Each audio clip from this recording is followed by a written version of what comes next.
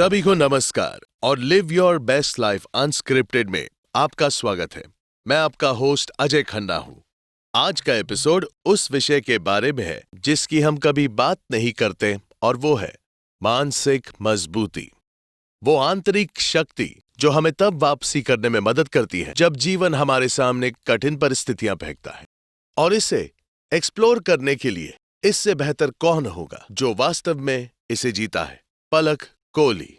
पलक न केवल एक अंतर्राष्ट्रीय पैरा बैडमिंटन चैंपियन है, बल्कि वो इस बात का जीता जागता सबूत है कि आपकी मानसिकता आपकी सुपर पावर बन सकती है। व्यक्तिगत चुनौतियों से उबरने से लेकर पैरालंपिक में भारत का प्रतिनिधित्व करने वाली सबसे कम उम्र की एथलीटों में से एक बनने तक उनका सफर असाधारण है।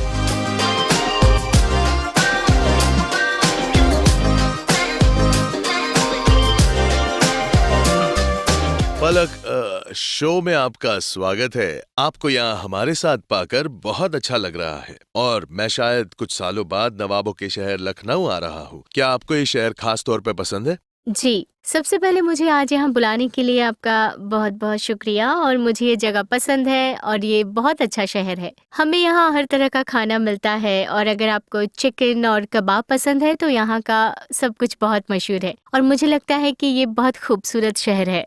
हाँ, मुझे पता है कि ये काफी ऐतिहासिक शहर है। ये बहुत पुरानी संस्कृति है।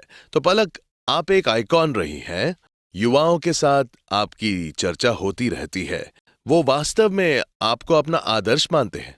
तो मुझे बताइए कि इन सभी जीतों और सफलता से पहले आपको पहली बार कब एहसास हुआ कि आपके अंदर वो चिंगारी है, वो आंतरिक विश्वास है कि आप आगे बढ़ सकती हैं और कुछ बेहतरीन कर सकती हैं? मुझे लगता है मैंने व्यक्तिगत रूप से कभी नहीं सोचा था कि मैं खेलों को पेशेवर तरीके से अपनाऊंगी या इसमें अपना करियर बनाऊंगी और देश का उच्चतम स्तर पर प्रतिनिधित्व करूंगी और आज युवा पीढ़ी को प्रेरित करूंगी। तो मुझे लगता है कि ये 2017 की बात है। एक दिन जब मैं मॉल से बाहर आ रही थी और रास्ते में मुझे एक अजनबी मिला और उन्होंने मुझसे पूछा कि मेरे हाथ में क्या हुआ है।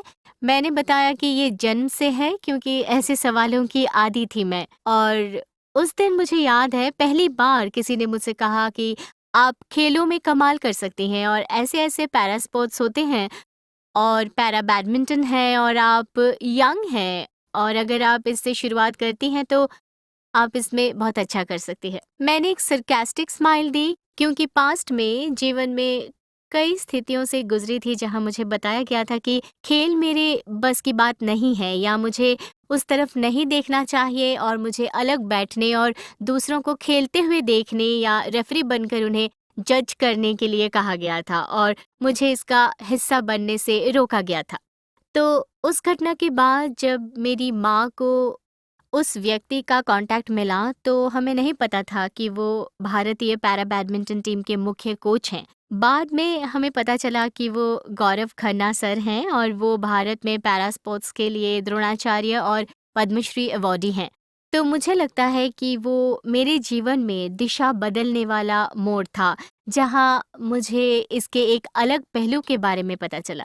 और पहली नज़र में उस खेल को पेशेवर तरीके से लेने के पक्ष में नहीं थी मैं, क्योंकि मेरे पिछले अनुभव अच्छे नहीं थे। इसलिए मेरे दिमाग में हमेशा ये दूसरा विचार आता था कि ये क्या है? क्या मैं खुद को उसी स्थिति में ढालने जा रही हूँ? मैं फिर से खुद को एक अलग खेल में ढालने जा रही हूँ और लोगों की बातें सुनूंगी कि ये मुश्किल है या ये मेरे लिए नहीं है। लेकिन उसके बाद मैंने बस सोचा कि चलो इसे आजमाते हैं। और एक बच्चे के रूप में हम सोचते हैं कि वही स्कूल में आके टीचर्स को वो ट्रॉफियाँ दिखाएंगे और उन्हें दिखाएंगे कि मैं ये कर सकती हूँ। तो बस ऐसे ही 7-8 महीने बाद जब मैंने अपने माता पिता से कहा कि मैं इस खेल के साथ शुरुआत करना चाहती हूँ और उन्होंने इसे गंभीरता से लिया और फिर हम सर से जुड़े और हमें उनके यहाँ लखनऊ में एकेडमी के बारे में पता चला। फिर मेरे पिताजी ने अगले ही सप्ताह यहाँ शिफ्ट होने का प्लान बनाया और मैंने 2018 में रैकेट पकड़ने के साथ अपनी यात्रा शुरू की। और ये अभी भी रास्ते में कई चुनौतियों और कई जीतों के साथ जारी है। मुझे लगता है कि वो एक स्पार्क वाला पल था और मैं उस किस्मत या वैसी चीज़ों में विश्वास नहीं करती, लेकिन मुझे लगता है कि ये नियति थी जो चाहती थी कि मैं पैरा बैडमिंटन बिरादरी का हिस्सा बनूं, और मुझे लगता है कि ये भगवान की योजना थी। और एक मॉल के बाहर एक अचानक मुलाकात ने सचमुच आज मेरी ज़िंदगी बदल दी। जी हाँ। क्या बैडमिंटन आपकी पहली पसंद थी, या जैसे कि आपने कहा 2017 में जब आप गौरव खन्ना सर से मिली, ठीक है, और क्या आप पहले बैडमिंटन खेल रही थी, या उसी खास पल में आपको एहसास हुआ कि बैडमिंटन आपका उज्जवल भविष्य बनने वाला है? दरअसल मैंने पहले कभी पेशेवर रूप से बैडमिंटन नहीं खेला था। मैं खेलों की शौकीन थी। मेरे भाई टेबल टेनिस खेलते थे और इसलिए मुझे खेलने का शौक था, चाहे वो क्रिकेट हो, खेल के मैदान में जाना हो, और एक बच्चे के रूप में हम खेल खेलने का आनंद लेते हैं। लेकिन जब भी मैंने खेल खेलने की कोशिश की, हर जगह मुझे समाज के लोगों का बहुत ही नकारात्मक रवैया मिला। कुछ लोगों ने मुझे खेलने से रोका, जैसे लड़की है, लग जाएगी, बेहतर है बैठकर देखो। फिर बहुत से लोग अलग-अलग विचारों के साथ आए कि एक हाथ पहले से ही नहीं है, एक में भी लग गया तो तुम कुछ नहीं कर पाओगी, तो उन्हें खेलते हुए देखना ही बेहतर है। तो उन घटनाओं और समाज से मिले झटकों और मेरे प्रति उनके रवैये के कारण मैंने कभी नहीं सोचा कि मैं अपनी ज़िंदगी में कभी भी खेल को पेशे के रूप में चुन पाऊँगी। तो मुझे लगता है कि वो मेरे लिए एक बड़ा बदलाव था, और जब मैं यहाँ लखनऊ आई और मैंने पहली बार अलग-अलग सुपर एबिलिटीज़ वाले इतने सारे एथलीट्स को खेलते हुए देखा, कुछ व्हीलचेयर पर, कुछ पोलियो के साथ, कुछ मेरे जैसे ही एम्प्यूटीज़, मैंने सोचा कि अगर ये एक दूसरे के साथ एंजॉय कर रहे हैं और मज़े करते हुए अपना सर्वश्रेष्ठ खेल सकते हैं, और उससे मेरे रोंगटे खड़े हो गए कि अगर ये लोग कर सकते हैं तो मैं भी कर सकती हूँ। तो मैंने सोचा कि मुझे उस खेल को आजमाना चाहिए, और जब मैंने इसमें प्रवेश किया तो मुझे खेल से प्यार हो गया। और मुझे लगता है कि ये वो जुनून है जिसने मुझे बहुत कम उम्र में परिवार से दूर रहने और अकेले रहने और उन सभी कठिन दौर से गुजरने के लिए प्रेरित किया, क्योंकि मेरे जीवन में बहुत बदलाव आए थे। एक एथलीट के रूप में अनुशासन, सब कुछ आप जानते हैं कि एक अलग जीवन शैली सही है। सही बताया। तो हाँ, ये एक गेम जी चेंजर है। जी। नई पलक, आप जो कह रही हैं वो सुनकर अच्छा लगा, और क्योंकि हम देश भर में विभिन्न कार्यक्रमों में मिलते रहे हैं, और आपसे ये सुनना कि आपको उन शारीरिक बाधाओं का सामना करना पड़ा जो वहां हो रही थी, ठीक है, हम्म। और समाज की अपेक्षाओं का भी साथ में, वो कौन सा खास पल था जिसने आपको मजबूत बनाया, और जिससे आपको ये विश्वास हुआ कि मैं इसमें बेहतरीन कर सकती हूँ, मैं आगे बढ़ सकती हूँ और कुछ अच्छा कर सकती हूँ? वो खास पल कौन सा था? मुझे लगता है हाँ, आज मुझे अतीत में वापस जाने और याद करने में बहुत खुशी होती है, क्योंकि ये स्थितियों की एक श्रृंखला रही है जब ये कठिन रहा है, क्योंकि मैं अपने हाथ में एक सुपर पावर के साथ पैदा हुई थी, और फिर मुझे लगता है कि जो शब्द समाज आप पर डालता है, जैसे बेचारी और ऐसे ही कुछ चीज़ें, उन चीज़ों से बाहर निकलकर मैंने खुद को मजबूत पाया। और जब मैंने बैडमिंटन खेलना शुरू किया तो 2018 में वाराणसी में हमारे नेशनल्स थे, और मैं उन नेशनल्स को खेलने के लिए बहुत एक्साइटेड थी कि मैं अपने नेशनल्स खेलूंगी, फिर मैं अपने स्कूल वापस जाऊंगी और मैं अपने टीचर्स को दिखाऊंगी कि मैंने नेशनल्स खेला है और मैंने ये और ये जीता है। लेकिन उस समय गौरव सर ने मुझे वो नेशनल्स नहीं खेलने दिया। उन्होंने मुझसे कहा कि तुम अभी इसके लिए तैयार नहीं हो, इसलिए मैं चाहता हूँ कि तुम एक सरप्राइज बनो, और मैं तुम्हें बताऊंगा कि तुम कब बाहर आओगी और तुम्हारे लिए सही समय कौन सी तो है। उन्होंने वास्तव में आपको उसके लिए मना कर दिया था, ठीक जी। है? और मैं ऐसी थी कि अरे वो मुझे ये टूर्नामेंट क्यों नहीं खेलने दे रहे हैं, मैं हम्म। इसके बारे में बहुत एक्साइटेड थी। और फिर मैंने अपने माता पिता को बताया, और वो ऐसे थे कि सर जो कह रहे हैं हम उसका पालन करेंगे। और 2019 में सर ने मुझसे कहा कि अब तुम्हारे लिए नेशनल्स खेलने का सही समय है, और मैंने 2019 में उत्तराखंड में अपना पहला नेशनल्स खेला, और मैं junior singles, senior women singles, senior women doubles के लिए नेशनल्स चैंपियन बनी, और मैं मिक्स डबल्स में रनर अप रही। वाह। तो मुझे लगता है कि पहली जीत आपके लिए बहुत खास होती है, और उस समय मुझे उनके शब्दों का एहसास हुआ। वो चाहते थे कि मैं ट्रेनिंग के एक निश्चित दौर से गुजरूं और एक लक्ष्य के लिए तैयारी करूं, और मैंने अंततः उसे हासिल कर लिया। मैं बहुत खुश थी, और वो पल मुझे लगता है कि वो चिंगारी थी जिससे मुझे लगा कि मैं कुछ कर सकती हूँ, और हाँ, निश्चित रूप से मैं महान चीजें कर सकती हूँ। और मैं स्कूल वापस जाने के लिए ज़्यादा एक्साइटेड थी, क्योंकि मेरा बैडमिंटन लेने के बारे में सोचने से पहले मुझे वहाँ बहुत जटिल स्थिति का सामना करना पड़ा था। हमारे स्कूल में एक खेल शुरू किया गया था जो हैंडबॉल था, और हम बस एक कतार में खड़े होकर सुन रहे थे कि क्या रूल्स हैं, और इंटर हाउस होगा, इंटर स्कूल होगा, क्योंकि आईसीएसई स्कूलों में खेलों में उत्कृष्टता प्राप्त करने के लिए बहुत सीमित अवसर होते हैं। हाँ। तो मैं बस सुन रही थी। इस बीच मेरी टीचर ने मुझे एक तरफ बुलाया और मुझसे कहा कि पलक, तुम्हारे लिए पढ़ाई में ध्यान लगाना बेहतर है। हैंडीकैप कोटे होते हैं जिससे आपको एक अच्छा जॉब मिल सकता है, और एक लड़की होने के नाते आप अपना फ्यूचर सिक्योर कर सकती हैं। वो पल एडोलेसेंट का था जिसमें आप चीज़ों को बहुत दिल पे ले लेते हैं, और मुझे बहुत बुरा लगा। वो पल था जब मैंने सोचा कि मैं पैरा बैडमिंटन आजमाऊंगी, और मैंने और मेरे माता पिता ने सर से बात की, और इसी तरह से मैंने इस गेम में एंटर किया। और नेशनल चैंपियन बनने के बाद मुझे वो चिंगारी मिली, और वो कि अभी बहुत कुछ करना बाकी है वाली बात, और ये तो बस शुरुआत है। और हाँ, मैं निश्चित रूप से बहुत से लोगों को साबित कर सकती हूँ, ये नहीं कि वे गलत हैं, लेकिन मैं साबित कर सकती हूँ कि मेरी कोई सीमाएं नहीं हैं जो लोग सोचते हैं। हाँ, नहीं पलक, ये वास्तव में बहुत प्रेरणादायक है। और मैं आपकी कहानी जितना अधिक सुनता हूँ, आपका 2018 तब था जब आप खेलना चाहती थी, उस चैंपियनशिप के लिए जाना चाहती थी, और आपके सर, आपके कोच ने कहा कि एक और साल रुको।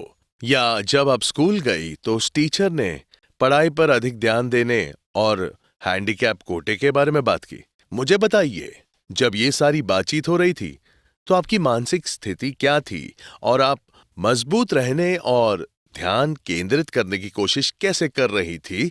क्या कोई मंत्र था, या मैं कहूंगा कि रेजिलियंस के लिए कोई मानसिक टूल किट थी, ताकि आप मजबूत और केंद्रित रहे और फोकस्ड रहे कि नहीं, मुझे यही करना है?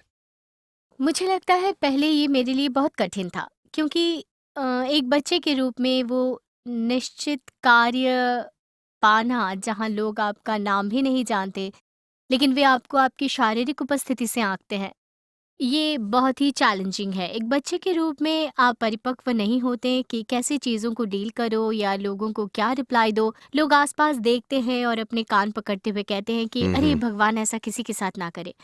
कुछ ताने, और आप जानते हैं कि ओह, इतना अच्छा भगवान ने चेहरा दिया है, या ये नहीं होता तो कितना अच्छा होता।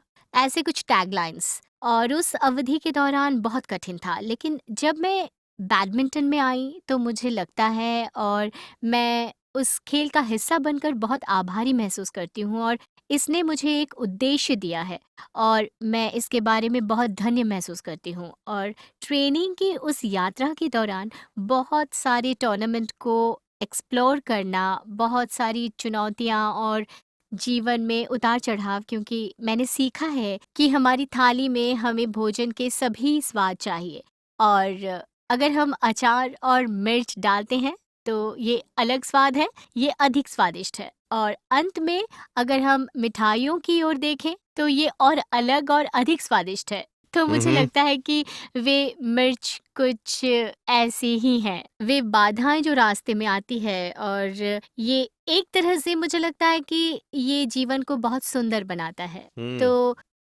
ये उन बाधाओं के बारे में अधिक है। मुझे लगता है कि वे सभी चुनौतियाँ जिनसे मैं गुज़री हूँ, वो दौर हमेशा कठिन लगता है, और लास्टली जब हम उन बाधाओं को पार करने में सक्षम हो जाते हैं, तो ये आपको महसूस कराता है कि आप मानसिक रूप से मज़बूत हैं, और आप जानते हैं कि इन सब चीज़ों से कैसे निपटना है। आपने इससे कैसे निपटा?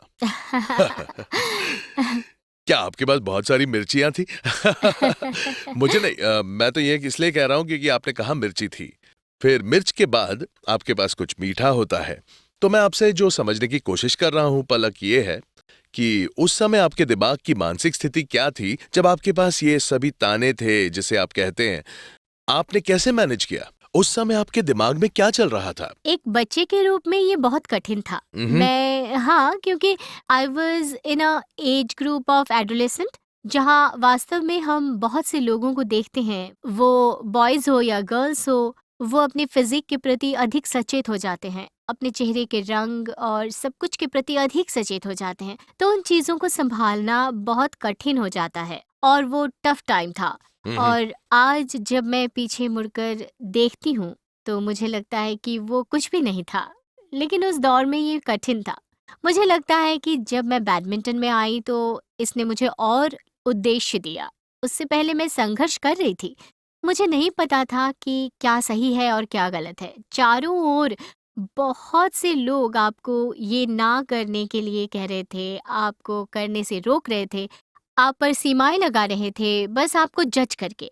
और लास्टली उससे बाहर निकलना और एक खेल के लिए सोचना जो आपके दिमाग को खेलने और सब कुछ में बहुत ज़्यादा रखता है और दिनचर्या और जीवन शैली पूरी तरह से बदल जाती है। तो मुझे लगता है कि ये मेरे जीवन में एक बड़ा महत्वपूर्ण मोड़ रहा है। तो बैडमिंटन के माध्यम से आपको वो उद्देश्य मिला, जब आप खेलों में आए तो आपको वो गोल मिला। तो पलक, जब आपको वो गोल मिला, आप जानती हैं जब आप उन चुनौतियों से गुजरती हैं और हर किसी के पास एक हीरो या सपोर्ट सिस्टम होता है, जब आप उस दौर से गुजर रही थी तो वो कौन लोग थे जिन्होंने योगदान दिया या आपको फोकस्ड रखने में फर्क पैदा किया था? आप इसका श्रेय किसे देंगी? मुझे लगता है कि निश्चित रूप से मेरा परिवार, मेरे माता-पिता, मेरी माँ, स्पेशली मेरे दादा-दादी, क्योंकि जब मैंने लखनऊ में कदम रखा तो ऐसा था कि ठीक है जाओ। और जैसे हम बहुत से लोगों से, बहुत सी लड़कियों से सुनते हैं कि उनके माता-पिता या उनके दादा-दादी अपने बच्चों को कम उम्र में बाहर नहीं भेजना चाहते हैं, या हम अभी भी ऐसे देश में रहते हैं जहाँ लोगों को अभी भी लड़कियों को बाहर ना भेजने की छोटी मानसिकता है। और मुझे लगता है कि विकलांग व्यक्तियों के साथ लोग ऐसे ही अगर वहाँ उसे लग जाएगी या वो कैसे मैनेज करेगी और ये सब। लेकिन मेरा परिवार बहुत खुले विचारों वाला रहा है और उन्होंने मुझे हमेशा वो आज़ादी और चीज़ों को एक्सप्लोर करने के लिए खुली छूट दी है। लगेगी कोई बात नहीं, वो पीछे है, लेकिन उन्होंने मुझे हमेशा हर छोटी चीज़ से कोशिश करने दी है। पेंसिल को तेज़ करना सीखने से लेकर जब मैं स्कूल के शुरुआती दिनों में थी, मुझे अपने जूते के फीते खुद बांधना सिखाने तक। मुझे लगता है कि वे सभी छोटे-छोटे अंतराल मुझे याद हैं, जब मेरे सहपाठियों को नहीं पता था कि उनके फीते कैसे बांधने हैं। मैं ना केवल अपने लिए बांधती थी बल्कि मैं उन्हें बांधने में मदद करती थी।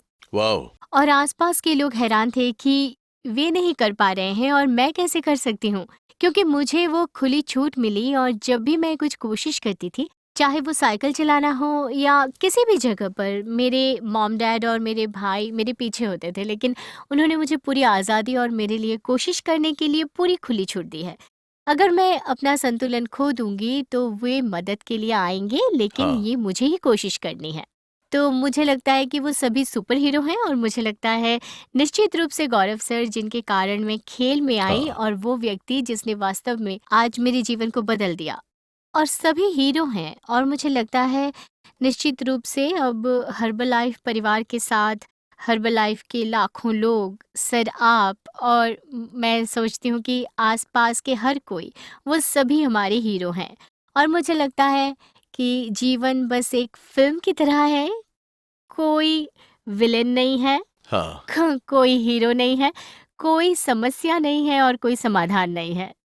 तो आई थिंक ये एक रोलर कोस्टर राइड है और हम बस इसका आनंद ले सकते हैं। और हम हर किसी के लिए, सभी शुभचिंतकों, सभी समर्थकों, उन लोगों के लिए आभारी हो सकते हैं जो हमें अपना आशीर्वाद देने के लिए वहाँ हैं, और उन लोगों के लिए भी आभारी हैं जो हमारे रास्ते में बाधा डालते हैं, क्योंकि मुझे लगता है कि उन बाधाओं के बिना जीवन उतना खुशहाल या उतना अच्छा नहीं हो सकता, है ना?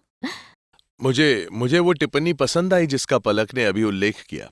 वो उन लोगों की भी आभारी हैं जिन्होंने रास्ते में बाधा डाली ताकि वो और अधिक मजबूत बन सके। और देवी और सज्जनों, पलक, मैंने किसी भी पॉडकास्ट पर पहले ऐसा नहीं किया है, और चूंकि आज आप अपने जीवन में नायकों के बारे में बात कर रही हैं, मैं चाहता हूं कि आप सभी नायकों को एक संदेश भेजे, चाहे वो आपका परिवार हो या हम्म। आपके कोच, तो आप कैमरा की ओर क्यों नहीं देखती और उन्हें एक संदेश क्यों नहीं देती, एक प्यार भरा संदेश, जो कुछ भी आप कहना चाहें। मैं बस हर उस व्यक्ति का शुक्रिया अदा करना चाहती हूँ जो मेरे जीवन की पूरी यात्रा से जुड़ा रहा है, चाहे वो मेरे उतार हो या चढ़ाव। और हाँ, निश्चित रूप से गौरव सर को, जो एक मुख्य व्यक्ति रहे हैं जिन्होंने आज मेरे जीवन को बदल दिया है। अगर मैं उनसे एक मॉल के बाहर नहीं मिली होती तो आज मैं उच्चतम स्तर पर भारत का प्रतिनिधित्व नहीं कर रही होती, और मैंने 3 श्रेणियों के लिए भी टोक्यो पैरा ओलंपिक खेलने वाली सबसे कम उम्र की एथलीट के रूप में अपना नाम नहीं बनाया होता। तो मुझे लगता है कि मैं वास्तव में बहुत आभारी हूँ, क्योंकि उनकी वजह से मैं यहाँ आपके साथ पॉडकास्ट भी कर रही हूँ सर। और निश्चित रूप से मेरे परिवार को भी, जो हमेशा ताकत का एक बड़ा स्तंभ रहा है, स्पेशली मेरे दादा दादी, मुझे स्वतंत्रता और सभी सुविधाएं देने के लिए, ताकि मैं जो चाहूँ वो कर सकूं, और मुझ में वो विश्वास जगाने के लिए कि वे मेरा समर्थन करने के लिए वहाँ हैं, और मुझे बस पंख मिल गए हैं और मैं जितना चाहूँ उतना ऊंचा उड़ने की कोशिश कर सकती हूँ। मैं सच में बहुत आभारी हूँ। लगता है इन्हें पंख मिल चुके हैं और ये ऊंची उड़ान भरने के लिए तैयार है। ठीक है, ठीक है। तो पलक, मतलब आप एक एथलीट हैं, ठीक है, और एक एथलीट के रूप में शरीर और दिमाग के बीच हमेशा एक संबंध होता है। तो चलिए उस बारे में थोड़ी बातें करते हैं, ठीक है। और चलिए बात करते हैं कि वो कौन सी नॉन नेगोशिएबल चीजें हैं, चाहे वो आपका भोजन हो या चाहे वो आपका एक्सरसाइज रेजीम हो या कुछ ऐसा जिस पर आप समझौता नहीं कर सकती और आपको कहना होगा कि हाँ, मैं केंद्रित हूं और मुझे ये करना है। सबसे पहले मुझे लगता है एक एथलीट के रूप में अनुशासन बहुत महत्वपूर्ण है, और हर व्यक्ति के लिए, जैसे जब हम अपने लक्ष्य की ओर काम करते हैं, चाहे वो केवल एथलीट ही ना हो बल्कि किसी भी पेशे में, मुझे लगता है कि अनुशासन एक महत्वपूर्ण कारक है। और एक एथलीट के रूप में हमें निश्चित रूप से समय का ध्यान रखना होता है, अपने सेशंस के प्रति पाबंद रहना। जैसे अगर सेशन 6 बजे है तो हमें ये सुनिश्चित करना होगा कि लाइनअप 6 बजे ही हो। क्यों? आपको समय का पाबंद क्यों होना है? आपको अनुशासित क्यों होना है? मुझे लगता है कि ये एक एक व्यक्ति के रूप में मुख्य विशेषताओं में से एक है। जैसे हम अपने लक्ष्यों के लिए काम कर रहे हैं, और सब अगर हमने एक लक्ष्य निर्धारित किया है, मैं इसके लिए एक छोटा सा उदाहरण दूंगी। हमारे सेशंस का एक ग्रुप है, और हर रात एक दिन पहले हमें एक शेड्यूल मिलता है कि हमारा कल किस बारे में है, और सेशन का निश्चित समय क्या है, और हम अपने सेशंस में क्या ड्रिल करेंगे। जैसे कोर्ट पर 6 से 8:30 तक फिर हमारे पास फिजिकल है, या शाम को हमारे पास जिम या फिजिकल है, या हमारे पास मेडिटेशन है। तो चीज़ें बहुत टाइम ओरिएंटेड है, बहुत लक्ष्य उन्मुख काम करती है। ये बहुत महत्वपूर्ण है, क्योंकि जैसे हमारे पास दिन में 24 घंटे होते हैं, और अगर मैं सोचूं कि 3 घंटे या 4 घंटे में खुद को एक लक्ष्य दूं कि मैं ये कमरा तैयार करूंगी, तो 4 घंटे में ही बनेगा। फिर अगर मैं सोचूंगी कि इसे 15 मिनट में बना लूंगी तो 15 मिनट में बन बिल्कुल जाएगा। सही कहा। मुझे लगता है कि ये सब दिमाग के बारे में है, और हम इसे कैसे फीड करते हैं। तो लाइकवाइज मुझे लगता है कि समय बहुत इम्पोर्टेंट है, और इसके साथ सही भोजन, सही पोषण, ये सब भी जरूरी है। मैं आपसे पूछना चाहूंगा, एक एथलीट के रूप में आपकी दिनचर्या क्या है और आप अपना दिन कैसे बिताती हैं? मेरे वर्किंग डेज पर वीकेंड को छोड़कर, यानी रविवार को छोड़कर, हमें रोज सेशंस के लिए अपडेट मिलता है कि हमारा अगला दिन का सेशन क्या होगा। जैसे फॉर एन एग्जांपल, अगर सुबह 6 बजे हमारा सेशन शुरू होगा, मतलब 6 से 8, साढ़े 8 या 9 बजे तक, तो हमें उसके लिए 4 या साढ़े 4 बजे उठना पड़ता है। सुबह 4, साढ़े 4 बजे? क्योंकि मुझे सेशन से पहले ठंडे पानी से नहाना पसंद है, और खुद को सेशन के लिए तैयार करना, और मुझे सेशन से पहले कोर्ट जाना भी पसंद है, ताकि मैं कुछ सेल्फ मोबिलिटी कर सकूं। और आप जानते हैं कि मैं बस दिन की शुरुआत करने के लिए कोर्ट जाना पसंद करती हूँ, जब आसपास ज़्यादा लोग नहीं होते, वहाँ शांति होती है। अपने लिए एक पल। हाँ, मेरे अपने लिए एक पल। और मैं अपने दिन की शुरुआत ग्रैटिट्यूड के साथ करती हूँ, और हर दिन मैं ऐसा नहीं कर पाती, लेकिन हाँ, कभी-कभी हमारी कॉलोनी में एक बहुत ही सुंदर मंदिर है, तो मैं वहाँ जाना पसंद करती हूँ, और मुझे उसके साथ अपने दिन की शुरुआत करना पसंद है।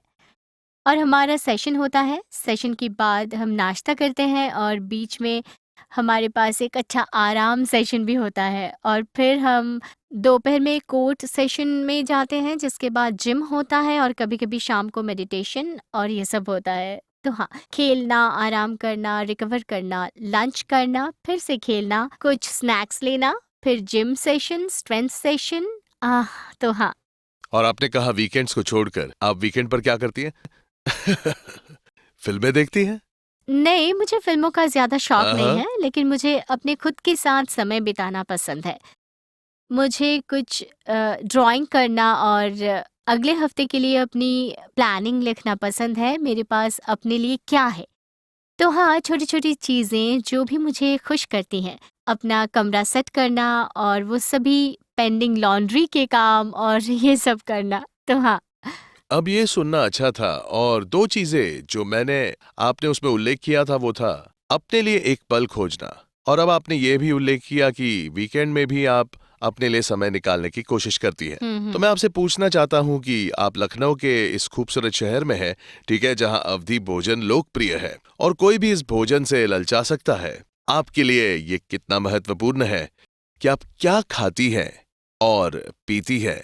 और जब हम खाने पीने की बात करते हैं तो क्या आप श्रोताओं के लिए कुछ टिप्स भी समझाकर दे सकती हैं, और लिसनर्स के लिए कुछ टिप्स भी साझा कर सकती हैं कि आप जीवन की इस तेज और व्यस्त गति के दौरान सुबह से शाम तक जो करती हैं उसमें अपना पोषण या वेलनेस रिजीम कैसे बनाए रखती हैं? मुझे लगता है कि पोषण निश्चित रूप से बहुत ही इम्पोर्टेंट भूमिका निभाता है और हम जीवन में जो कुछ भी करते हैं, जिस भी क्षेत्र में, जब तक हम स्वस्थ नहीं हैं, तब तक जीवन में कोई खुशी नहीं है। अगर आज मैं अस्वस्थ हूँ या मैं किसी बीमारी से पीड़ित हूँ या ऐसा कुछ, तो इससे कोई फर्क नहीं पड़ता कि मैं कौन हूँ या मेरा स्तर क्या है या मैं कितना पैसा कमाती हूँ या मैं कितनी प्रसिद्ध हूँ। जब तक मैं फिट नहीं हूँ, मैं स्वस्थ नहीं हूँ, वो सब चीजें बेकार है। बिल्कुल सही। तो मुझे लगता है वो हेल्थ ही सबसे इम्पोर्टेंट होता है, लेकिन उस चीज़ को हम कभी-कभी जीवन में बाद में महसूस करते हैं,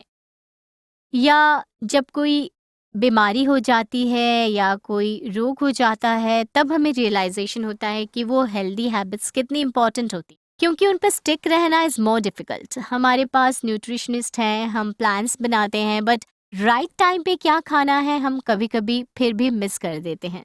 सो ये बहुत इम्पोर्टेंट है।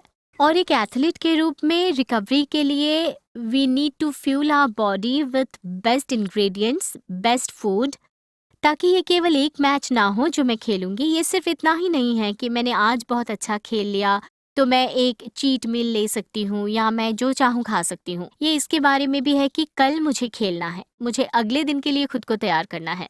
तो मैं आज जो खाऊंगी वो मुझे बेहतर रिकवर करने में मदद करेगा, और लास्टली इससे मुझे खुशी भी महसूस होगी और अगले दिन मैं और अच्छा कर सकती हूँ या अगले सेशन में मैं खुद को एक अलग शिखर में ले जा सकती हूँ।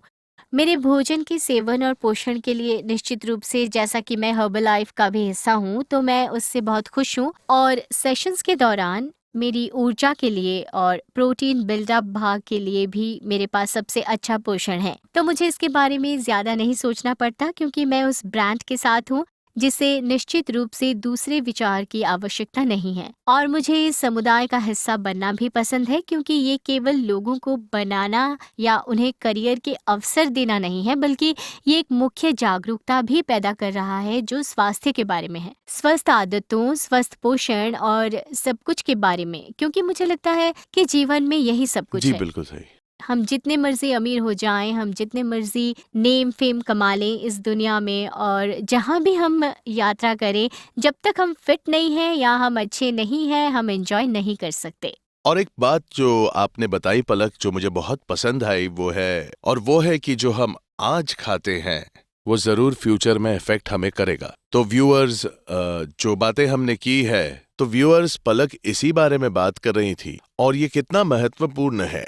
मेरा मतलब कि आप आज क्या उपभोग करते हैं या आज आपकी खाने की आदतें कैसी हैं, बस आज के बारे में मत सोचिए, भविष्य के बारे में भी सोचना होगा कि भविष्य में आपके जीवन पर इसका क्या प्रभाव पड़ सकता है। तो पलक, ये भोजन के बारे में बात थी, ये पोषण के बारे में बात थी, साथ ही जब हम पोषण के बारे में बात करते हैं तो पोषण का एक हिस्सा ये भी है कि मानसिक फोकस नाम की कोई चीज होती है, और मैंने आपसे ये पहले भी पूछा था, तो वो मानसिक फोकस क्या है जिसे आप अपनी आंतरिक शक्ति को अनलॉक करने के लिए अपने दैनिक जीवन में इंक्लूड कर सकती है? हम स्वस्थ होने की बात करते हैं, अच्छे दिखने की बात करते हैं, अच्छे कपड़े पहनने की बात करते हैं, पर हम कभी भी मानसिक स्वास्थ्य का ध्यान नहीं रखते। और फिर भी मुझे लगता है कि हमारे देश में बहुत से लोग मानसिक स्वास्थ्य के लिए भी इस मुद्दे से जूझ रहे हैं। और मेंटली फ्रेश फील करना बहुत ही हम्म। ज़रूरी है। मुझे लगता है इन आवर डेली स्केड्यूल कई बार अपने खुद के साथ समय बिताना और ताज़ी हवा में कुछ समय बिताना जो हमें खुशी का अच्छा एहसास दे सकता है। और मानसिक शक्ति के लिए मुझे लगता है कि मैं अपने साथ अपने कुछ नोट्स भी लिखती हूँ, और ताकि हम अपने मैचों से पहले भी उन्हें देखें कि मेरे भीतर क्या शक्ति है, ताकि मैं खुद को याद दिला सकूं उन क्षमताओं या बाधाओं को जिनसे मैं पहले ही गुजर चुकी हूँ। क्योंकि मानसिक रूप से ये बहुत कठिन है। जैसे मेरी खुद की यात्रा में मैं कहूँगी कि ये बहुत उतार चढ़ाव वाली रही है। पहले मैं खुद से कहती थी कि मैं उन लोगों में से एक हूँ जिसे जन्म से ही ये सुपर पावरफुल हाथ पाने का सौभाग्य मिला है। फिर बाद में जब मैंने बैडमिंटन की खोज की तो मैं अपने करियर के शिखर पर थी। मेरे पैर में ट्यूमर हो गया और मुझे वो विशेषाधिकार मिला जहाँ हर किसी ने मुझ पर शक किया कि अब पलक के लिए खेलों में करियर खत्म हो गया है या ये उसके लिए एक अंत है और वो अन्य अवसरों की तलाश कर सकती है। मैंने उससे वापसी की और हाल ही में 2025 में एशियन पैरा बैडमिंटन चैंपियनशिप में फाइनल के दौरान जब मैं पहला सेट जीत चुकी थी और दूसरे सेट और तीसरे सेट के दौरान मैं 10-8 से आगे चल रही थी और एक जंप थी और मैंने हम्म। अपना घुटना बुरी तरह से मोड़ लिया और पिछले 4 महीनों में मेरे घुटने की 2 बड़ी सर्जरी हुई है और ये फिर से एक बाधा है और मुझे अक्सर कठिन लगता है। और जब मैं कोर्ट पर जाती हूँ तो मैं रिहैब कर रही होती हूँ। मेरे सामने एथलीट कोर्ट पर खेल रहे होते हैं, इससे मुझे हताशा भी होती है, लेकिन मुझे मानसिक रूप से शांत रहना है और उन चीज़ों पर ध्यान केंद्रित करना है जो नियंत्रण में हाँ, है। हाँ। क्योंकि जो हो गया है वो अनियंत्रित है, मैं उसे नियंत्रित नहीं कर सकती या मैं इसके बारे में बार बार नहीं सोच सकती और ना ही मैं अतीत में वापस जा सकती हूँ और इसे ठीक कर सकती हूँ। ये हो गया है तो अगर मैं सोचूं कि मैं एक बिचारी हूँ या बाधाएं एक हिस्सा है और अब मैं नहीं कर पाऊंगी, सो जितने भी अवसर होंगे वो मैं कर ही नहीं पाऊंगी। सही कहा। तो अगर मैं उस जज़्बे के साथ देखूं कि मैंने अब जो शुरू किया है, मैंने छोटे-छोटे लक्ष्यों पर काम करना शुरू कर दिया है। मेरा लक्ष्य क्या है? हमारे पास एक प्लान है। मैं भाग्यशाली हूँ कि यहाँ लखनऊ में सबसे अच्छे डॉक्टर्स हैं। मैंने एसजीपीजीआई से ऑपरेशन कराया है, तो मेरे डॉक्टर और मेरे कोच ने मेरे रिहैब के लिए एक प्लान बनाई है। तो मेरा फोकस रिहैब के हर एक सेशन पर ध्यान केंद्रित करना है कि मैं वो अच्छा करूँ और मैं वो सर्वश्रेष्ठ करूँ। तो इवेंचुअली जब मैं रोजाना हर सेशन में अपना सर्वश्रेष्ठ करूंगी तो निश्चित रूप से मुझे आगे बड़ी जीतों के साथ वापस लाएगा और अधिक मजबूती से वापसी जी हाँ, कराएगा। जी हाँ, सही। ये सिर्फ ये सोचने के बारे में नहीं है कि कब रिजल्ट आएगा। हम रिजल्ट्स पे सोचेंगे तो ये हम पर दबाव देता है, ये मानसिक रूप से आपको निराश करता है कि मेरा ये टैगलाइन है या मेरा ये टारगेट है, इस डेट को मुझे कोर्ट पर आना है, तो वो तारीख मुझ पर दबाव डालेगी। उस दबाव के साथ जो टाइम पीरियड मेरे पास बचा है, कुछ दिनों में शायद अपना बेस्ट मैं ना दे पाऊँ। उस दबाव के कारण जो मैं अपने दिमाग पर डालूंगी, तो छोटे-छोटे लक्ष्यों में अपना सर्वश्रेष्ठ देना बेहतर है। इवेंचुअली सर्वश्रेष्ठ भविष्य में बड़ी जीतों के साथ जुड़ जाएंगे। बहुत बढ़िया, ये सुनकर अच्छा लगा। और आपने ये भी बताया था कि कुछ स्थितियां अनियंत्रित होती हैं और ये है कि आप शांत रहकर उन स्थितियों के दौरान कैसे कैसे काम रहती हैं। और जब जीवन आपको इस तरह की चुनौतियों से मारता है तो हार मानने के बजाय आपने जो किया वो मूल रूप से छोटे छोटे लक्ष्यों को तय करना था और उन लक्ष्यों को प्राप्त करने का प्रयास करना था, जो आपको भविष्य में एक बड़ी, मैं कहूँगा, मान्यता या बड़ी जीत की ओर ले जाता है।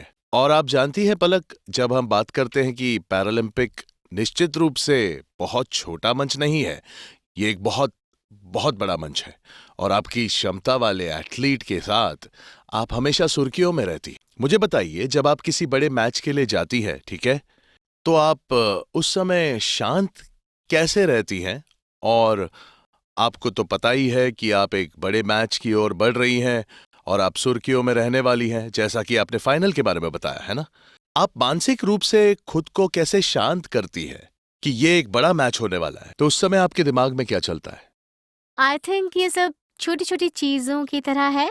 ज़रूर से हमारे देश के लाखों लोगों की ओर से वहाँ प्रतिनिधित्व करना और उच्चतम कार्यक्रमों में मंच पर उस तिरंगे को ऊँचा लहराते देखना हमेशा एक आशीर्वाद होता है। इसलिए मैं वहाँ होने के लिए खुद को बहुत आभारी महसूस करती हूँ और हर मैच से पहले ये केवल कुछ विरोधियों के साथ कुछ रणनीतियों के बारे में होता है जिनके साथ मैं खेलूँगी। तो हम कुछ योजनाएँ बनाते हैं क्योंकि हर प्रसिद्धि के साथ एक ही योजना काम नहीं करती। तो हमें और कभी-कभी हमने एक प्लान ए बनाया है लेकिन वो स्थिति में काम नहीं कर रहा है तो हमें अचानक प्लान बी या सी या कभी-कभी हमारे पास मौजूद आखिरी प्लान पर शिफ्ट होना पड़ता है, जिसके लिए हमें हर स्थिति में आश्वस्त रहने की आवश्यकता है। तो कई बार हमारे खेलों के दौरान ड्रिफ्ट्स होते हैं, लाइटिंग या फर्श और सब कुछ के साथ बहुत सारी चिंताएँ होती हैं लेकिन वो सभी के लिए होती है। तो ये सोचने के बजाय कि ऐसा क्यों है, हमें ये सोचने की ज़रूरत है कि इसे कैसे अडॉप्ट किया जाए और उसमें सर्वश्रेष्ठ प्रदर्शन कैसे किया जाए। और निश्चित रूप से फाइनल और सब उस दिन प्रवेश करना और पूरे सप्ताह खेलना और आखिरी मैच में प्रवेश करना हमेशा सबसे अच्छा एहसास होता है, जो आपको परिभाषित करेगा कि आपको चैंपियन का खिताब मिलता है या आप रनर अप हैं। तो ये उस दिन की मुख्य बात है और उसके लिए तैयार होना, परिस्थितियों का आदी होना और क्योंकि वो आखिरी मैच है और आपने और आपके प्रतिद्वंदी दोनों ने पिछले सप्ताह पूरे टूर्नामेंट में बहुत सारे मैच खेले हैं और अब ये रिपोर्ट कार्ड की अंतिम परीक्षा है कि कौन प्रथम है और कौन द्वितीय है। रिपोर्ट कार्ड देखते हैं कौन फर्स्ट है और कौन सेकंड। हाँ, निश्चित रूप से दबाव है और खुद के लिए बहुत सारी उम्मीदें हैं, लेकिन हाँ, पीछे मुड़कर देखना और बस खुद को शांत रखना। वार्म अप करते समय मैं अपने 1 या 2 पसंदीदा गाने सुनती हूँ, तो इससे मुझे शांत रहने और संयमित रहने में मदद मिलती है और मैं बस सोचती हूँ कि फाइनल का दबाव या ऐसा कुछ ना लूँ। मैं अपना सर्वश्रेष्ठ दूँगी और मुझे परिणामों के बारे में नहीं सोचना है। ये बस मैं हूँ। जब मैं मैच के बाद आईने में देखूं तो मुझे केवल यही कहना चाहिए कि मैंने अपना सर्वश्रेष्ठ दिया। बहुत बढ़िया। आई शुड नॉट रिग्रेट हाँ, कि मैं ये कर सकती थी या मैं वो कर सकती थी पर मैंने नहीं किया या मैंने प्रेशर लिया। परिणाम जो भी है मैं स्वीकार करूंगी लेकिन मैं अपना सर्वश्रेष्ठ दूंगी। बिल्कुल सही। तो मुझे लगता है ये बहुत इम्पोर्टेंट है। इसी तरह हम टूर्नामेंट खेलते रहे हैं। हर टूर्नामेंट एक सीख है और हाल ही में मेरे पिछले टूर्नामेंट में जहाँ मैं फाइनल के दौरान घायल हो गई थी, मैंने पहली जंप ली। जब मैंने अपना घुटना मोड़ा, उसके बाद मुझे पता था कि कहीं न कहीं मैच मेरे हाथ से फिसल गया है। लेकिन सर ने मुझसे पूछा, "क्या तुम फिर से कोशिश करना चाहती हो?" तो मैं खड़ी हुई और मैंने कोशिश की। मैंने एक पॉइंट लिया, फिर हुँ। अगले पॉइंट पर मैं फिर गई और मैंने फिर ओह! से अपना घुटना मोड़ लिया। वो दूसरा पल था जब मेरी हुँ, आँखों हुँ। में आँसू थे। उस दर्द के कारण नहीं जो मैं झेल रही थी बल्कि मेरी आँखों में आँसू इसलिए थे क्योंकि मुझे पता था कि अब मेरा शरीर मुझे अगला शॉट खेलने की अनुमति नहीं देगा और इवेंचुअली मुझे मैच से रिटायर होना पड़ा। And it's very disappointing. और क्योंकि अपने मैच से रिटायर होना मुश्किल होता है और जब आप अपना सर्वश्रेष्ठ देना चाहते हैं लेकिन सिचुएशन के लिए अनकंट्रोलेबल सिचुएशन के लिए आप अपना अनकंट्रोलेबल सर्वश्रेष्ठ सिचुएशंस। नहीं हाँ, दे हाँ, हाँ। सकते तो आपको इसे स्वीकार करने की ज़रूरत है। मैं बहुत निराश थी लेकिन फिर सर ने मुझसे एक बात कही कि तुम्हें आभारी होना चाहिए। अगर ये तुम्हारा पहला मैच होता तो तुमने क्या किया होता। पहला राउंड, ये एक बड़ा इवेंट है, ये 4 साल में एक बार होता है और तुमने फाइनल खेला है और उस दौरान तुम घायल हो गई। हाँ, घायल होना और इस तरह की बड़ी चोट लगना डिसअपॉइंटिंग है लेकिन ये किसी भी समय हो सकता है। किसी भी समय, एक छोटे किसी टूर्नामेंट भी में वक़्त, या हाँ। कहीं और जिससे मैं बहुत बड़ा इवेंट नहीं खेल पाती। इसलिए मुझे आभारी होना चाहिए और मुझे बस रिहैब के बारे में सोचने की ज़रूरत है और हम आगे किस तरह की कार्यवाही कर सकते हैं। और बस उन चीज़ों पर काम करना है जिन्हें हम समझ सकते हैं और अधिक मजबूती से वापसी कर सकते हैं। हाँ, आपने सही कहा पलक। आप हमेशा उस चीज के लिए आभारी रहें जो आपने हासिल किया है, और अगर जीवन आपके सामने मुश्किलें फेंकता है तो हमेशा योजना बनाएं और वापस आएं। और मुझे आपके शब्द बहुत पसंद आए जो आपने बताए कि अगर आपका प्लान ए काम नहीं करता है तो हमेशा प्लान बी के साथ तैयार रहे, लेकिन कोशिश करने में कभी हार ना माने। आपने अभी बताया कि शांत रहने के लिए आप अपने पसंदीदा गाने सुनना पसंद करती है। आपके पसंदीदा गाने कौन से हैं? और मैं आपको हमारे लिए गुनगुनाने के लिए कहूंगा, ओके? आपको गाना पड़ेगा हमारे लिए। नहीं, मैं इतनी अच्छी मैं गायिका मैं मैं नहीं साथ हूँ। गाऊंगा आपके, कोई बात नहीं। मुझे लगता है कि 2-3 गाने जो मुझे ठीक है। सही में पसंद है। एक वो गाना है जब मेरी ट्यूमर सर्जरी हुई थी और मैं उस गाने को बहुत सुनती थी। वो उस फ़िल्म से है जीतने के लिए, हम्म। और वो मेरे लिए बहुत ही दिल को छू लेने वाला गाना है। वो गाना कौन सा है? अ, गुनगुनाइए ना, थोड़ा सा गाइए हमारे लिए। कम ऑन पलक। मैं एक अच्छी सिंगर नहीं हूँ। ठीक है, कौन सा गाना है वो, देखते तो हैं। इसका नाम है जीतने के लिए, और आजकल मेरी प्लेलिस्ट में है। जिगरा का टाइटल ट्रैक टॉप लिस्ट में है। ठीक है। ठीक हाँ, है। तो ये सब स्पोर्ट्स गाने और उन पलों की तरह है जब आप जानते हैं, जैसे आपने कहा कि जीवन हम पर मुश्किलें फेंकता है लेकिन हमें हमेशा मजबूत होकर वापसी करनी होती है। तो वो कुछ गाने हैं जो बहुत अधिक एक्साइटेड नहीं हैं, लेकिन कुछ ऐसे हैं जो धीमी टोन से सफलता और कुछ चीज़ों में बदल गए हैं। बढ़िया। तो पलक, हर आप जानते हैं कि आप एक चैंपियन है, और हर चैंपियन के पास वो विशेष पल होता है जब उनकी पूरी तरह से परीक्षा ली जाती है।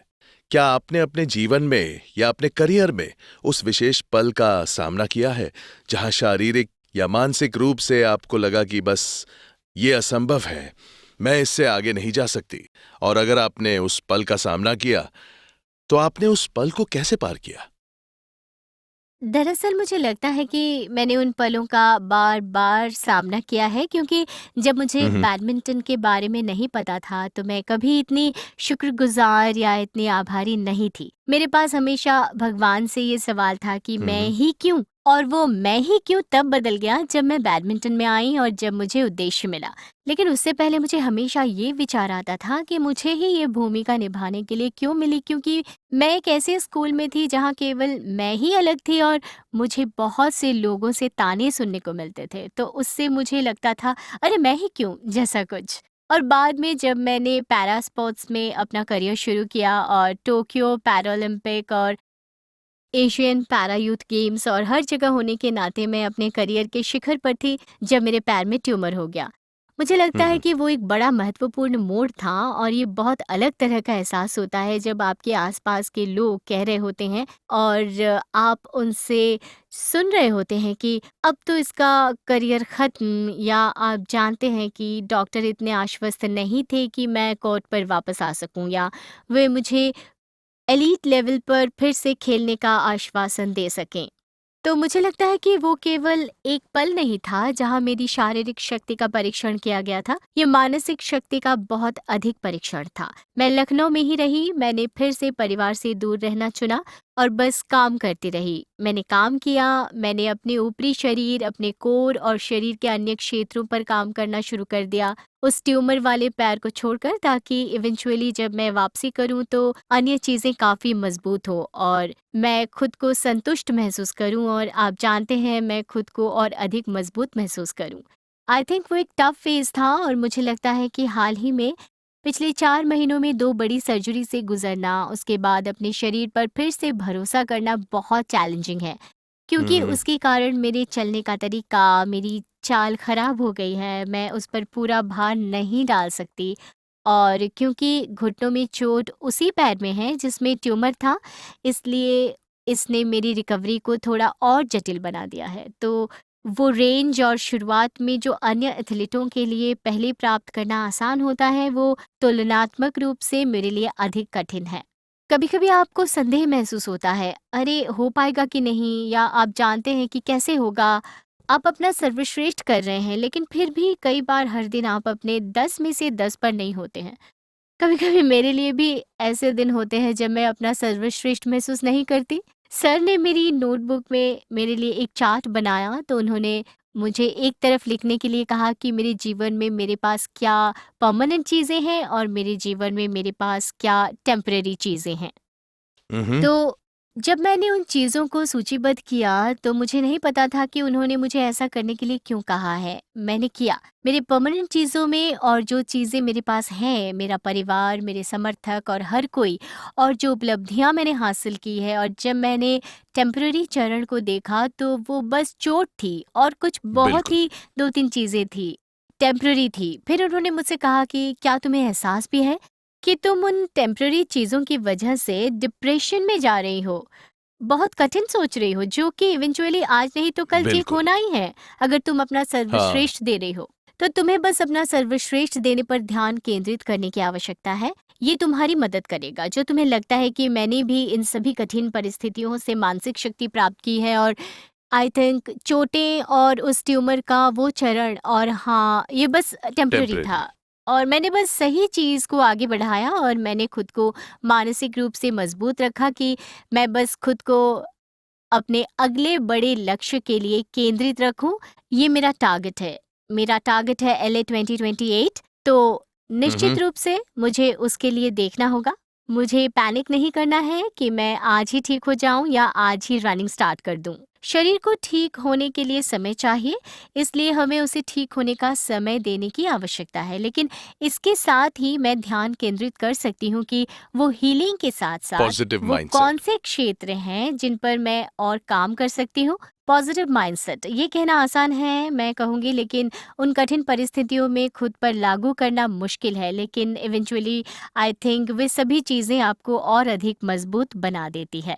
मैंने उस ट्यूमर से बाहर निकलने के उस कठिन दौर को पार कर लिया है, दैट अनसर्टेनिटी, और मैं फिर से अपने शिखर पर आई, और ना केवल उस स्तर पर जो मैंने खेला, बल्कि उससे कहीं उच्च स्तर पर जो मैंने खेला। आज मैं अपने सिंगल्स में दुनिया की तीसरे नंबर की खिलाड़ी हूँ, और फिर से मुझे और अधिक मानसिक रूप से बहुत बढ़िया, मजबूत बढ़िया। बनाने के लिए एक चुनौती है, जो आई थिंक आने वाली उपलब्धियों के लिए मुझे मिलेगी। उन छोटे-छोटे क्षेत्रों पर ध्यान केंद्रित करने की ज़रूरत है। मैं अपने दिमाग को और शरीर को नियंत्रित करके अच्छी चीज़ें कर बहुत सकती अच्छे। हूँ। तो पलक, आप जानती है कि आप सिर्फ एक एथलीट ही नहीं है, आप बदलाव के लिए एक आवाज भी है। ठीक है। पैरालंपिक, या जिसे आप सुपर एबिलिटीज कहती है, उसके बारे में बदलाव लाने में आपको क्या लगता है कि आप क्या भूमिका निभा सकती है? ठीक है। हम उन्हें विकलांगता नहीं कहेंगे, ये सुपर एबिलिटीज हैं जो आपके पास हैं। ठीक है। आपको क्या लगता है कि पैरालंपिक या आपके पास मौजूद सुपर एबिलिटीज जैसी इन कुछ चीजों के बारे में, उन गलत फहमियों को बदलने में आप वो महत्वपूर्ण भूमिका निभा सकती हैं? ये केवल मैं नहीं हूँ जो उच्चतम स्तर पर अपना और देश का प्रतिनिधित्व कर रही हूँ। मैं बहुत से लोगों के सपनों का प्रतिनिधित्व कर रही हूँ, जो आज मेरी ओर देखते हैं कि कैसे लोगों का, जैसे सुपर एबिलिटी के प्रति बहुत से लोगों का नज़रिया बदल गया है। और जैसे हाल ही में इंस्टाग्राम पर मुझे 2-3 अजनबियों से संदेश मिले, और उन्होंने मुझे एक बच्ची की तस्वीर साझा की जिसका मेरे जैसा ही सुपर हैंड था। बस इतना है कि मेरा बायां हाथ सुपर हैंड है और उसका दाहिना हाथ सुपर हैंड है। तो वो टेक्स्ट कर रहे थे कि मैम, आप हमारे लिए एक प्रेरणा हैं, और मुझे उम्मीद है कि मेरी बेटी आने वाले भविष्य में आपकी तरह ज़रूर कुछ बनेगी। तो मुझे लगता है कि मेरे जैसे एथलीटों की इतनी सारी कहानियों के साथ, और इतने सारे एथलीट जो इतने उच्च स्तर पर प्रदर्शन कर रहे हैं और आने वाली पीढ़ी के लिए गेम चेंजर और वॉइस चेंजर बन गए हैं, और मेरे माध्यम से मुझे लगता है कि निश्चित रूप से समाज को वापस देना मेरा नैतिक कर्तव्य है। और जैसा कि मैंने बताया कि दुनिया को रातों रात नहीं बदला जा हाँ। सकता है, लेकिन निश्चित रूप से छोटे-छोटे कार्य और जो भी योगदान है, मैं इसका हिस्सा बन सकती हूँ, और ताकि लोग मुझे देखें, उन्हें भी लगे कि आप जानते हैं कि अगर हम सपने देख सकते हैं, और जैसे अगर मैं बाधाओं को तोड़ रही हूँ कि क्या संभव है, तो वो एक प्रेरणा के रूप में मेरी ओर देख सकते हैं और वो भी अपने लक्ष्यों की दिशा में काम करना शुरू कर सकते हैं और वो जानते हैं कि उनके पास जो शक्ति है वो उसे खोज सकते हैं। ये बहुत इम्पोर्टेंट है। जिस क्षण हम सभी व्यक्ति खुद को महसूस करते हैं कि हम ये कर सकते हैं, तो मुझे लगता है कि वो सही समय है जब हम इवेंचुअली कुछ कर सकते हैं। इससे कोई फ़र्क नहीं पड़ता कि एक रूप में हमें 50 लोग या 100 लोग या जितने भी लोग बोल रहे हों कि आप में ये स्पार्क है, आप कर सकते हैं। जब तक कि हम व्यक्तिगत रूप से महसूस नहीं करते कि हम ये टास्क पूरा कर सकते हैं या हम ये एरिया में टॉप कर सकते हैं या हमारे गोल्स हम ये अटेन कर सकते हैं, कोई और आकर नहीं ये करेगा। आपका आत्मविश्वास है, आपका कॉन्फिडेंस। जी, मेरा कॉन्फिडेंस है। मुझे लगता है कि इनर इंस्टिंक्ट की मुझे करना है और वो आपको वो काम करने के लिए और अधिक शक्ति देता है। तो आई थिंक ये बहुत इम्पोर्टेंट है। बढ़िया। तो अब चलिए गियर शिफ्ट करते हैं। मैं ये नहीं कहूंगा स्विच गियर्स, मैं कहता हूँ पावर शॉट्स की तरफ चलते हैं, जैसे कि बैडमिंटन में होता है। तो मैं आपको कुछ रैपिड क्वेश्चंस पूछूंगा, ठीक है? तैयार रहिए और हम देखेंगे पलक का मजेदार साइड और कह सकते हैं लाइटर साइड। तो आप तैयार हो इसके लिए? चलिए फिर शुरू करते हैं। ओके, ऐसी कौन सी चीज है आपके बारे में जो लोगों को जानकर हैरानी हो सकती? That I love to dance. क्या सच में? हाँ, मुझे डांस करना अच्छा लगता है। एक खाली कमरे में सामने मिरर हो और मैं डांस करती हूँ। बहुत बढ़िया। कोई पर्टिकुलर डांस स्टाइल है या बस free form? I think it's free form, wild, any wild. Dance. हाँ, कुछ भी। मतलब कोई भी ट्रेंडिंग सॉन्ग जो आ रही है, आजकल जो रील्स पे आ रही है, सोशल मीडिया पर आ रही है, बस मैं वही ट्राई करती रहती हूँ अकेले में मिरर के सामने। डरिए मत, कोई बात नहीं, हम यहाँ पर आपको डांस करने नहीं कहेंगे। एक हॉबी जो आपको पसंद है? ड्राइंग, पेंटिंग, कुछ इसी तरह की चीज़ें। बस कलरिंग, हाँ, कुछ कलरफुल सी चीज़ें। तो किस तरह के ड्राइंग्स आपको पसंद है? स्टैग या ह्यूमन बीइंग्स, नेचर, ऑब्जेक्ट्स, और क्या एंजॉय करते मैं हैं? कोई ड्राइंग की आर्टिस्ट नहीं हूँ। आई मीन सेशंस के शेड्यूल में जो प्लान्स होते हैं वो मुझे अच्छा लगता है कि मैं उन्हें बहुत क्रिएटिव मैनर में बनाऊँ। मैं उन्हें ड्रॉ करना पसंद करती हूँ विद सम एरोज़ और कुछ डेकोरेटिव सी चीज़ें लगा देती हूँ मेरे घर के वॉल पर। मेरे रूम के वॉल पर कुछ हैंडमेड और सेल्फ मेड अफ़र्मेशंस लगे हैं। कुछ कैनवस पेंटिंग की तरह जिन्हें मैं देखती हूँ तो मुझे वो कुछ अच्छे अफ़र्मेशंस याद दिलाते हैं जो मेरे हार्ड डेज़ में थे। ओके, बढ़िया। एक चीज जो आपको हमेशा हंसाती है? आई थिंक ये मेरे खुद के ही ओल्ड वीडियोज़ हैं जब मैंने खेलना शुरू किया था। उस वक़्त मैं कैसी दिखती थी और उस वक़्त मैं किस तरह से चीज़ों पर रिएक्ट करती थी, ये सब मुझे हमेशा हँसाती है। मेरे ओल्डर वर्ज़न को देखकर और ये भी है कि कुछ चीज़ों को लेकर मैं कितनी टेंशन में रहती थी। वही मुझे लगता है बहुत ही फ़नी है। अगर आपके पास एक सुपर पावर होती तो वो क्या होती और क्यों? I think it's a good question. I think एक सुपर पावर जो सोसाइटी में कुछ अच्छी चीज़ें स्प्रेड करने वाली हो और ऐसा कुछ जो मेंटल हेल्थ से रिलेटेड हो और इमोशन से, क्योंकि हम बहुत सारी चीज़ों को इम्पोर्टेंस देते हैं लेकिन कहीं ना कहीं मेंटल हेल्थ के बारे में people are not open about it. तो बस वही। सो आई थिंक कि लोगों को सिखाऊं कि कैसे उसके साथ डील की जाए। समाज की तरफ अपना योगदान देना और समाज के लोगों को मदद करना, आप इसी के बारे में कह रही। क्या कोई रीति या रिवाज है जो आप अक्सर किसी बड़े मैच के पहले फॉलो करते हैं? हर मैच से पहले मैं ईयरबड्स लगा लेती हूँ। मैं अपने साथ 2 स्पेयर ईयरबड्स रखती हूँ। ऐसा नहीं होना चाहिए कि एक का बैटरी डेड हो जाए या कुछ भी। मुझे गाना सुनना बहुत अच्छा लगता है और without that I feel something incomplete in me. जो गाना मुझे पसंद है, जिस गाने से मुझे प्यार है, मैच से पहले मैं वही गाने सुनना पसंद करती हूँ। ये मुझे काम रखती है। तो ये हमारे दर्शकों के लिए एक बहुत अच्छा संदेश है। याद रखें कि हमेशा बैटरी को चार्ज रखें और बैटरी कभी भी खत्म हो सकती है। ठीक है, अपनी बैटरीज हमेशा चार्ज रखें।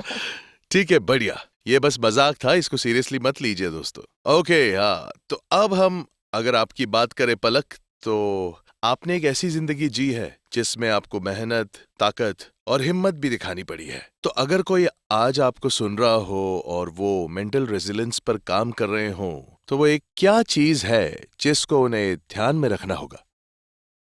I think first of all हमें अपने आप में देखना चाहिए कि हमारे पास क्या एबिलिटीज़ है। हम और हमारे खुद के यूनिकनेस को ढूंढना चाहिए। हम सभी यूनिक हैं।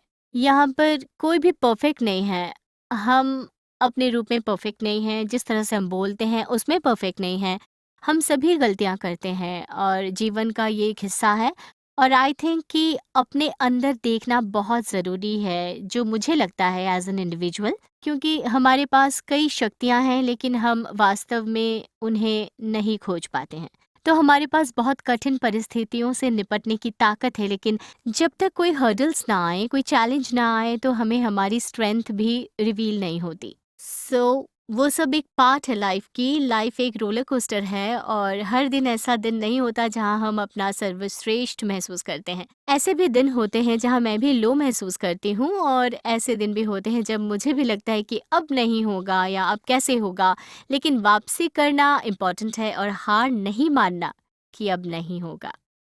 तो ये अपने आप पर काम करने, अपने साथ समय बिताने के बारे में अधिक है, और कई बार बस चिल करना भी ठीक है, ब्रेक लेना भी ठीक है। और कई बार जब हमारे पास कठिन सेशंस होते हैं और जब मुझे लगता है कि मेरा शरीर बहुत थक गया है, तो मुझे ब्रेक की ज़रूरत होती है। कई बार मैं ब्रेक लेती भी हूँ। तो क्या आप चीटिंग भी करती हैं, जैसे खाने में या किसी और में? हाँ।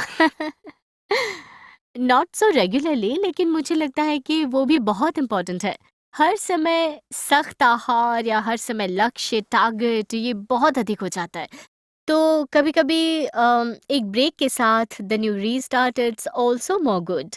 तो मुझे लगता है कि ये ब्रेक किसी न किसी तरह से निश्चित रूप से आवश्यक है, और मैं भी ब्रेक लेती हूँ, और मुझे जो भी चीज़ खुशी देती है वो करना पसंद करती हूँ। चाहे वो ब्रेक लेना हो, दोस्तों के साथ बाहर जाना हो, अपने घर जाना हो, एक दिन बाहर बिताना हो, अपना पसंदीदा खाना खाना हो, या अपनी पसंदीदा चीज़ करना हो जो मुझे पसंद है तो। रियली? कोई फेवरेट फूड है? क्या आपका फेवरेट फूड? मुझे तंदूरी मोमोज़ पसंद आपको है। क्या पसंद है? तंदूरी मोमोज़। तंदूरी हाँ। Momos. Okay, okay, okay, okay. तो पलक, बहुत सारे लोग हैं जो इस दुनिया में खुद को अनदेखा महसूस करते हैं, या जिनको अंडर एस्टिमेट किया जाता है। ओके, हाँ, जिनको असल में अपनी खुद की पावर का अंदाजा नहीं है, खुद की पावर का। ऐसे लोगों को आप कौन सा संदेश है जो आप देना चाहेंगी? आई थिंक सबसे पहले हमें ये सोचना बंद कर देना चाहिए कि हम बेचारे हैं, या मैं कहूँगी, जैसे अगर मैंने सोचा होता कि मैं एक बेचारी हूँ, या मैंने अपने साथ वाले लोगों पर अधिक ध्यान दिया होता जो मुझे ताने मार रहे थे या कह रहे थे कि, और उनके शब्दों पर अपना ध्यान लगाती। जैसे मैंने बहुत सी बातें सुनी हैं कि भगवान ऐसा किसी के साथ ना करे, और कुछ टैगलाइन और सब जो लोग अभी भी कहते हैं, कंपैरेटिवली कम, लेकिन फिर भी अलग-अलग मीडिया से सुनते हैं। तो ये बस उन पर ध्यान ना देना है, बस अपने जुनून का पालन करें, खोजें कि आप अपने जीवन में क्या करना चाहते हैं, क्योंकि इवेंचुअली राय देने वाले लोग बहुत मिलेंगे, सलाह देने वाले बहुत मिलेंगे, लेकिन हमें जो करना है वो हमें डिसाइड करना है। लोग बोलेंगे कि यार तुम, जैसे लोगों ने मुझसे कहा, बहुत से टीचर्स ने मुझसे कहा कि एक लड़की के रूप में विकलांगता होना, जिसके बारे में हमारा समाज कहता है कि ऐसे सवाल है कि कल को तुमसे शादी कौन करेगा। तो वो अच्छी पढ़ाई करने के लिए कहते हैं, हैंडीकैप कोटा ले लो, एक अच्छा जॉब ले लो, अपना लाइफ सेल्फ सिक्योर कर लो। बट रादर देन वो एक लिमिटेशन के तौर पे हम सोचेंगे, तो हम उतना ही सोचेंगे।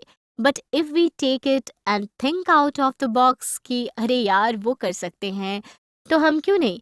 कहीं जाना है, कुछ ड्रेसअप करना है, कोई टास्क परफॉर्म करना है, हर चीज़ हर तरीके से आवश्यक नहीं है। तो उसको कैसे टैकल करना है इज़ द मेन थिंग। और अगर मेरे जीवन में मैंने अधिक ध्यान दिया होता, और मैं भी सोचती कि अरे यार मुझसे नहीं होगा, तो कोई कितनी भी कोशिश कर ले वो मुझसे नहीं होगा। तो मुझे खोजने की ज़रूरत है, मुझे वहाँ मौजूद लोगों की ओर देखने की ज़रूरत है।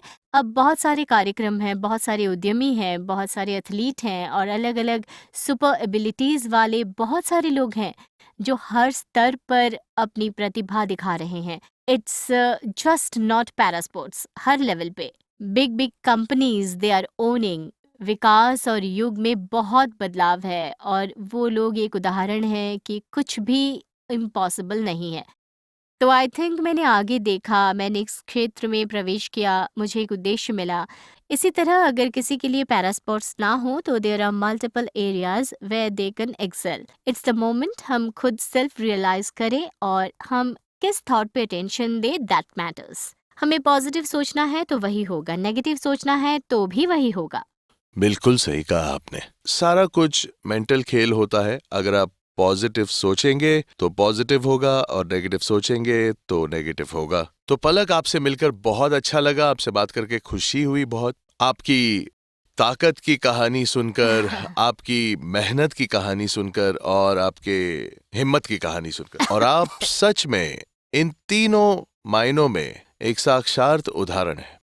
और कभी भी गिव अप नहीं करना है, ओके? खुद में विश्वास रखना है और सच्चा रहना है। So thank you Palak, and मैं आपको बहुत बहुत शुभकामनाएं देता हूं मेरी तरफ से और व्यूअर्स की तरफ से।